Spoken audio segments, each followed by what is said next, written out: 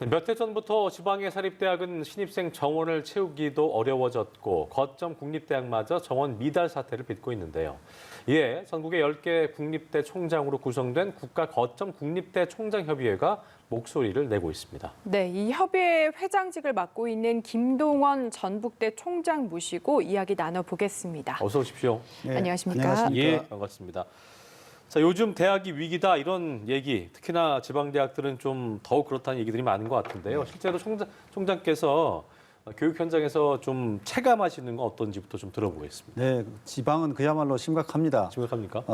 잘 아시는 것처럼 이제 학령 인구들이 계속 감소되고 있고 예. 또 지방에서는 수도권으로 학생들이 이탈하고 있지 않습니까? 네. 그래서 지금 21년도 기준으로 보면 대학 입학 자원이 약 47만인데 4년 뒤인 2024년은 약 37만 명으로 10만 명 이상 줄어들 것으로 예측이 되고 있습니다. 예.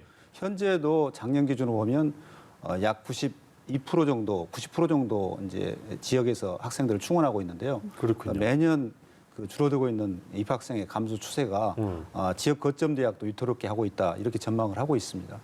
그렇군요. 네, 그래서 이 국가 거점 국립대학교 총장협의회에서도 목소리를 내는 걸 텐데 올해부터 회장직을 맡으신 거잖아요. 네. 관련해서 어떤 논의들 이어가고 계십니까? 예, 지금 이제 많이 논의되고 있는 것은 이제 지방에 있는 대학들도 학생들을 많이 유치하기 위해서는 대학이 변해야 되고 또 학생들이 찾아올 수 있는 곳으로 학생 중심의 대학이 돼야 된다.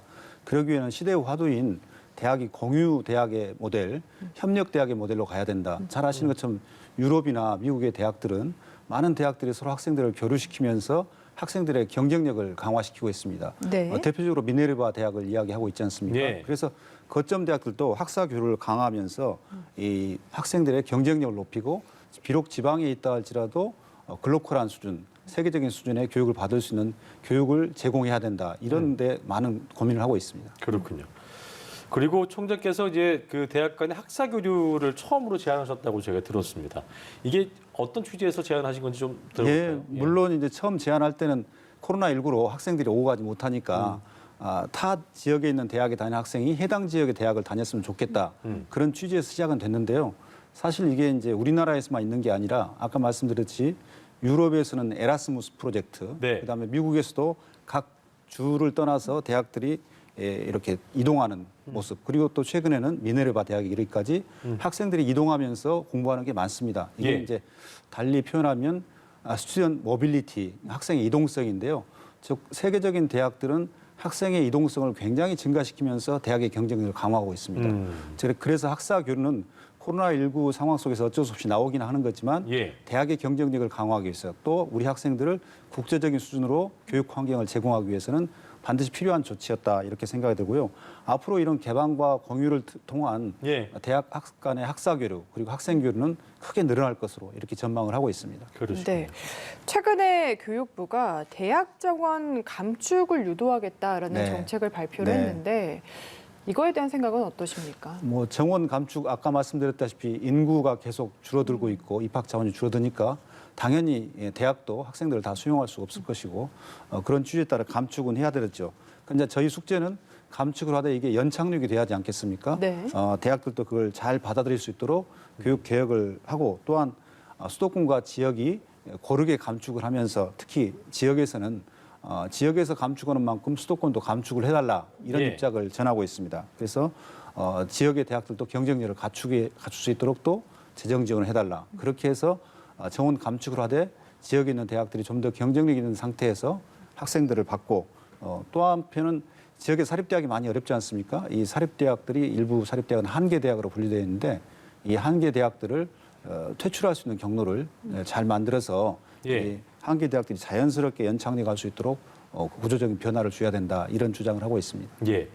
3월 9일 대선에 앞서서 총장께서 계신 그 거점 국립대 총장협의회가 네. 4대 대선 공약 제안을 통해서 지역에 이제 서울대 수준의 세계적 연구 중심 대학 육성을 해야 한다 이렇게 말씀하신 네, 걸로 네. 알고 있습니다.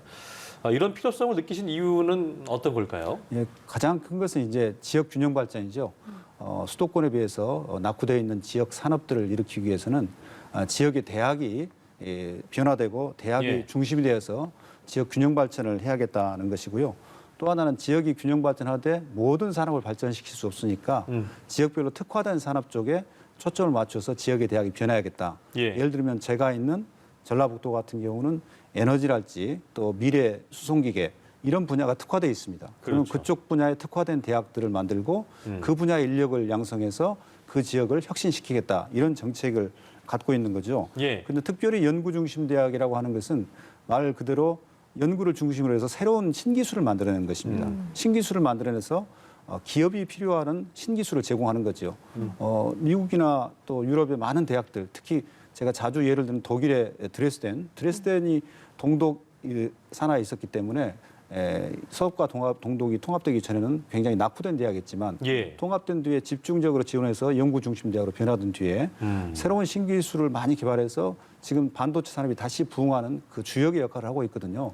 그래서 그런 것처럼 지역에 있는 대학들도 연구 중심 대학들을 만들어서 지역 산업을 특화시키는데 크게 기여할 수 있게 기회를 줘야 된다. 이런 주장을 하고 있는 것입니다. 그런 식으로 특화된 대학을 만들려면 특히나 정부에서 뭔가 행정적으로 지원을 많이 맞습니다. 해줘야 되겠네요. 이런 네. 부분을 좀 많이 얘기를 지금 하시는 거죠? 네, 제일 중요한 게 이제 행정 재정적으로 지원을 해야 되는데 지역의 대학들도 예를 들어서 지원을 하되 특별히 그 특화된 분야만 지원을 하면 특별법이 필요할 겁니다. 예를 들어서 가칭 국가연구중심대학, 육성특별법 이런 것을 만들어서 특성화된 단과대학에 집중적으로 투자를 해야 되죠. 그러려면 제도를 바꿔야 되고 또 집중적으로 투자하기 위해서는 재정적으로 또 많은 지원을 해야 되니까 재정적인 지원이 필요하고 그래서 저희가 주장하는 요체는 지역 거점 대학의 과학기술 특성화대학을 만들고 그 특성화대학에 특별히 한두 개의 많으면 두세 개의 특화된 분야를 만들어서 그 분야에 집중 육성해달라. 그렇게 해서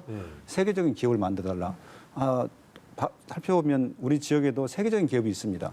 예. 중견 기업이지만 세계 20개국 이상에 수출하는 소부장의 대표적인 기업들이 있거든요. 많죠. 이런 기업들은 그 자리에서 세계적인 제품을 만들어내야 됩니다. 거기 위해서는 지역의 인재가 나와야 되고요. 그렇죠. 특별히 지역에 이제 필요한 것은 지역에 있는 인재가 좀 더 아무래도 애착을 가지고 지역에 많이 착근합니다. 나머지 인재들은 우수한 대기업들이 스카웃해서 많이 빠져나가거든요. 네. 근데 애양심에 기대하려면 그래도 선진국에처럼 그 지역의 학생들이 그 지역의 기업을 일구고 지역 산업을 일으킨다. 그렇죠. 이런 캠페인이 이루어질 수밖에 없다고 봅니다. 결과적으로 대학들의 어떤 자구 노력도 그렇지만 정부 차원의 어떤 획기적인 또 재정 지원 같은 것들이 필요하다는 말씀이셨는데 네. 자, 끝으로 5월에 출범하게 될 이 새 정부에 기대하시는 바가 많을 것 같습니다. 네. 말씀하시고 싶은 거 좀 듣고 저희 마무리 짓도록 하겠습니다. 네, 잘 아시는 것처럼 우리나라 지금 고등교육의 재정은 OECD 선진국에 비해서 약 70% 미만의 재정 지원을 받고 있습니다. 예. 특별히 이 고등교육에 대한 재정 지원이 약화된 상태에서 또 등록금이 약 14년 동안 이렇게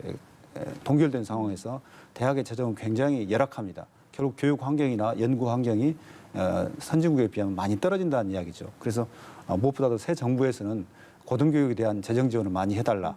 또 거기에 덧붙여서 지역 예. 균형 발전을 이룰 수 있도록 지역에 많은 집중적인 투자를 해서 지역 거점 대학이 지역의 새로운 연구 거점이 되어서 지역의 산업들을 발전시킬 수 있는 그런 거점이 될 수 있도록 육성을 시켜달라. 이런 부탁을 할 수 있고요. 그래서 대한민국 고등교육에서 새로운 예. 이정표를 세우는 원년이 되었으면 좋겠다. 그런 바람을 가져봅니다. 예, 알겠습니다. 지금까지 김동원 전북대학교 총장과 함께 이야기 나눠봤습니다. 오늘 말씀 고맙습니다. 네, 고맙습니다. 잘 들었습니다. 네.